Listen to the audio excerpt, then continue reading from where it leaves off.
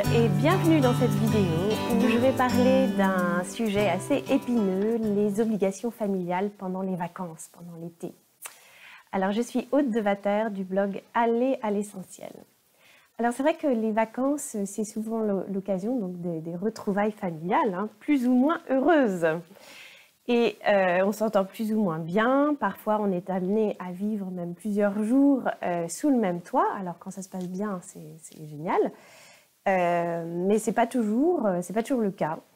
C'est pas toujours très confortable, surtout quand les affinités sont pas au rendez-vous, quand il y a des différences de milieu, d'éducation, de goût, d'opinion politique, de rythme, enfin voilà. De toute façon, je crois que vous savez très bien de quoi je parle.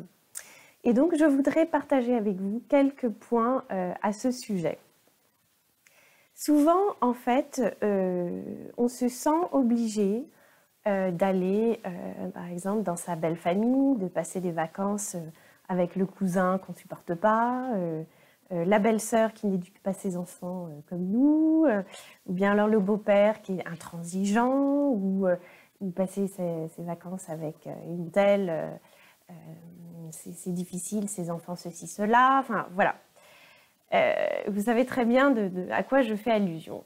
Mais en réalité, qui nous oblige? Qui nous oblige? En fait, personne, seulement nous. En fait, si nous acceptons l'obligation de le faire, l'obligation d'y aller, en fait, c'est que nous l'acceptons. Et qui décide pour nous? Les autres? La pression extérieure? Les habitudes? Est-ce qu'en tant qu'adultes, nous ne pouvons pas enfin décider pour nous-mêmes? Vous voyez, je vous fais poser plein de questions. Je n'ai pas forcément toutes les réponses, c'est vous qui avez les réponses. Mais voilà, ça fait du bien de se poser la question et de se dire, mais attends, moi je suis adulte, d'accord? Qui doit décider pour moi? Est-ce que c'est ma belle-mère? Est-ce que c'est ma belle-sœur? Est-ce que c'est mon frère? Est-ce que c'est ma famille? Qui décide pour moi? Attends, mais moi, je suis adulte. Est-ce que nous ne pouvons pas décider pour nous-mêmes ce qui est bon pour nous, Et puis, ce qui est bon pour nous le sera pour les autres. En fait, dans certaines situations, on peut se demander quels bénéfices nous allons tirer de passer l'été auprès de personnes avec lesquelles nous ne partageons pas grand-chose, avec lesquelles les tensions sont palpables et avec lesquelles c'est difficile de vivre. Est-ce que franchement, on a besoin de ça pour nous reposer et pour passer de bonnes vacances? Et puis, est-ce que les personnes aussi avec lesquelles ça ne se passe pas très bien, est-ce qu'elles ont besoin de vivre ça aussi? Vous voyez? Même si c'est de la famille, en fait, ça ne signifie pas obligatoirement que ça va être la super entente et qu'il va falloir passer ses vacances ensemble. C'est pas, on n'est pas obligé, ou bien alors c'est nous qui nous obligeons nous-mêmes. Et il n'y a qu'à s'en prendre à soi, en réalité, parce qu'on est adulte.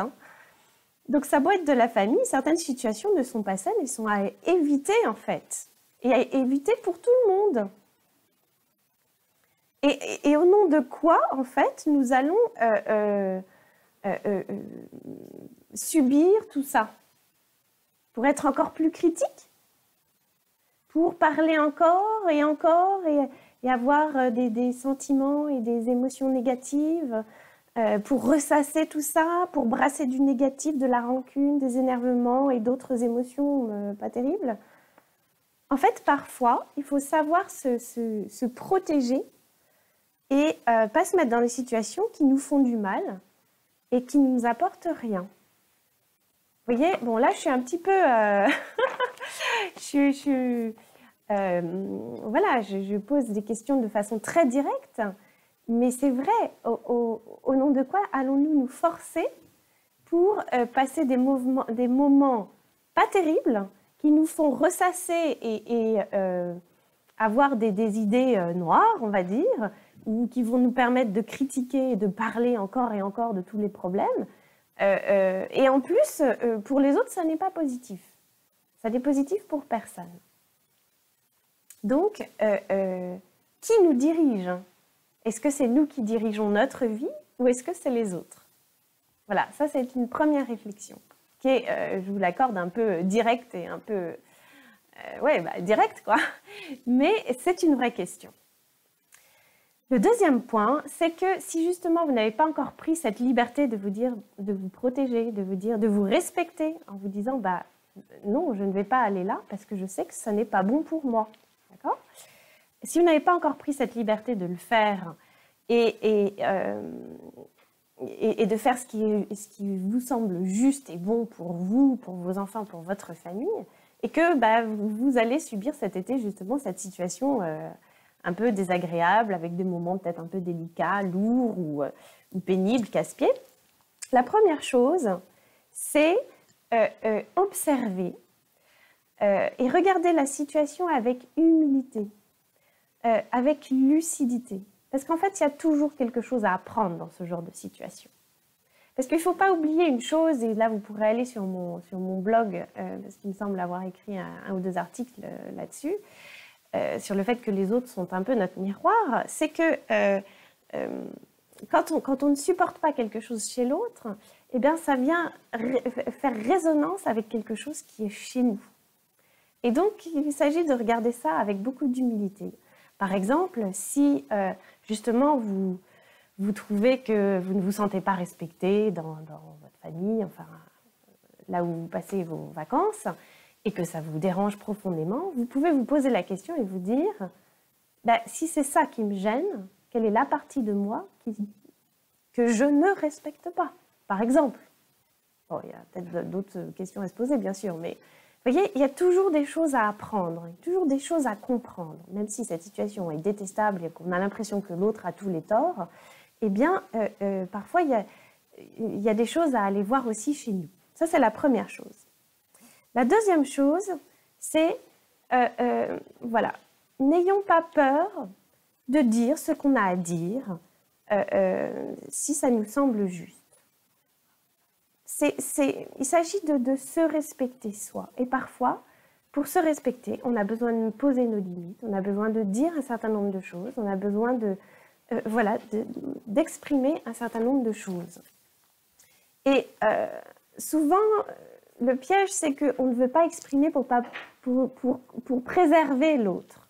Or, en voulant préserver l'autre, eh bien, ça part peut-être d'une bonne intention, mais nous ne préservons pas du tout. Et en fait, la situation reste très bancale. Or, le fait de pouvoir dire des choses de façon très claire, nette, enfin comme vous pouvez en tous les cas, ce n'est pas vraiment l'objet de cette vidéo de vous apprendre comment, mais enfin, peut-être qu'un jour je le ferai. Eh bien, les autres ont peut-être besoin d'entendre des choses que vous avez à dire, même si ça ne fait pas plaisir, même si c'est difficile à entendre. Mais oui, mais peut-être qu'il y a besoin que certaines choses soient dites. Et ça, si c'est pas reçu, moyennement reçu, mal reçu, à la limite, c'est le chemin de chacun. Et ça ne nous appartient pas en fait. Il faut lâcher par rapport à ça. Mais en tous les cas, si c'est juste pour vous de dire un certain nombre de choses parce que ça vous semble juste, eh bien ça sera juste pour les autres. Mais les choses justes pour les autres, ça ne veut pas dire que ça va être accueilli à bras ouverts. Parfois, on reçoit des choses qui sont désagréables, c'est vrai, des paroles désagréables, mais c'est aussi pour nous faire grandir. Et il y a aussi des choses à comprendre. Les autres ont peut-être aussi besoin d'entendre certaines choses, et nous aussi, enfin, c'est réciproque tout ça. Donc voilà, ne pas avoir peur de dire certaines choses quand c'est le moment et quand on pense que c'est juste. Voilà. Et la troisième chose, ça c'est très important. Et c'est là où vraiment vous allez pouvoir vous occuper de vous. Occupez-vous de vous sentir bien. Alors vous êtes dans cette situation pas terrible, vous êtes sous le même toit avec des gens avec lesquels ça se passe pas très bien. Eh bien, focalisez-vous sur ce but de vous sentir bien. Alors là, il n'est absolument pas question d'égoïsme ou de quoi que ce soit. C'est plutôt, si vous voulez, dès que vous sentez que la frustration apparaît, dès que vous sentez que vous commencez à critiquer dans votre tête, dès que vous commencez à avoir du négatif et que vous commencez à ressasser, à broyer, hop, stop. Dès que ça fait son apparition, en fait, on reconnaît, d'accord, vous reconnaissez votre sentiment de frustration, d'agacement, de colère, etc. Ok, vous le reconnaissez, vous l'acceptez. Là, vous irez sur mon blog trouver des articles liés à ça où j'explique dans les détails. Donc, vous reconnaissez, mais vous n'alimentez pas. Dès que vous en prenez conscience, dès que vous vous dites « Oh là là, mais ça fait déjà un quart d'heure que je suis en train de tourner dans ma tête avec cette histoire qui m'énerve, etc. » Stop. En fait, il s'agit de ne pas alimenter, ce qui est quand même plutôt sain. Hein. Donc, il s'agit de se pas alimenter et de se détourner et de faire des choses qui vont vous faire du bien, de penser, d'avoir des pensées, de cultiver des pensées qui vont nous faire du bien. Et donc tout ça, ça va nous amener à avoir un espace intérieur plus positif et plus sain. Et plus sain pour nous et donc plus sain pour les autres. Et donc voilà pour ces points d'entente, de petites crispations familiales. Voilà quelques petites réflexions. Je dirais que vraiment le point principal, c'est occupez-vous de vous sentir bien. Voilà. Donc voilà, je vous souhaite vraiment un très bel été et n'hésitez pas à télécharger mon guide gratuit sur mon blog Aller à l'essentiel pour recevoir mes publications chaque semaine. Au revoir.